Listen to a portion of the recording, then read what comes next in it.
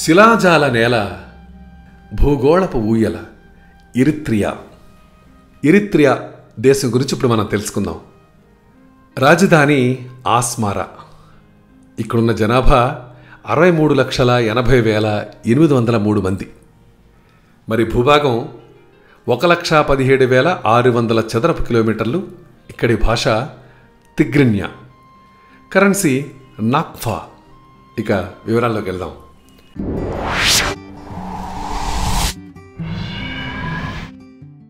Eritrea ఈశాన్య ఆఫ్రికాలో ఉన్న ఓ దేశం. ఇది పశ్చిమాన సుడాన్, దక్షిణాన ఇథియోపియా, ఆగ్నేయాన జైబూటీ దేశాల సరిహద్దుల్ని పంచుకుంటుంది. దీని తూర్పున, ఈశాన్యాన ఎర్ర సముద్రపు పొడిగాటి తీరం ఉంటుంది. ప్రపంచంలోనే అధికారిక భాష లేని ఒకే ఒక్క దేశం ఇది. ఎక్కువగా త్రిగిన్య, ఇంగ్లీష్, అరబిక్ భాషల్ని ప్రజలు మాట్లాడతారు. మరి ఇక్కడ జెండా ఆకుపచ్చ, నీలం, ఎరుపు రంగులు ఉంటాయి. ఇవి ఎరిత్రియా ప్రజల విముక్తికి గుర్తులు. ఎర్ర త్రికోణంలోని ఆలివి కొమ్మలు దేశ స్వయం ప్రతిపత్తికి సూచిక. ఇక్కడి డెనకిల్ డిప్రెషన్ అనే ప్రాంతం దేశంలోనే చాలా లోతైంది. ఇది ప్రపంచంలోనే అత్యధిక ఉష్ణోగ్రత ఉన్న ప్రదేశాల్లో ఒకటిగా చెబుతుంటారు. ఎరిత్రియా అంటే ఎరుపు అని అర్థం. ఎర్ర సముద్రం పేరు మీదుగా దీనికి ఆ పేరు వచ్చింది. రాజధాని ఆస్మరాని ఇటలీ ఆఫ్రికన్ సిటీ లేదా న్యూ రోమ్ అని పిలుస్తుంటారు. మొత్తం తీర ప్రాంతాన్ని పర్యావరణ సంరక్షణ ప్రాంతంగా ఉంచిన ఏకైక దేశం ఇది. ఇక్కడి దహ్లాక్ గ్రూప్ ద్వీపాలు ముత్యాల ఉత్పత్తికి ఎంతో ప్రసిద్ధి. ప్రపంచంలోనే పురాతనమైన మానవుని శిలాజాలు ఇక్కడ వందలాదిగా దొరికాయి. అందుకే చాలామంది శాస్త్రవేత్తలు ఈ దేశాన్ని భూగోళపు ఊయలగా పేర్కొంటారు.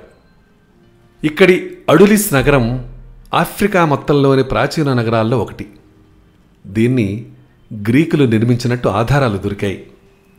Peoples Front for Democracy and Justice అనే ఒకే ఒక రాజకీయ పార్టీ ఉన్న దేశం ఇది. ఇక్కడ ఇంకొక ఆశ్చర్యకరమైన విషయం ఏంటంటే, ఎవరైనా సొంతంగా మొబైల్ ఫోన్ పొందాలంటే ప్రభుత్వానికి దరఖాస్తు చేసుకోవాల్సిందే. చచ్చారు పొండి, మనకు ఉండాలి ఇది.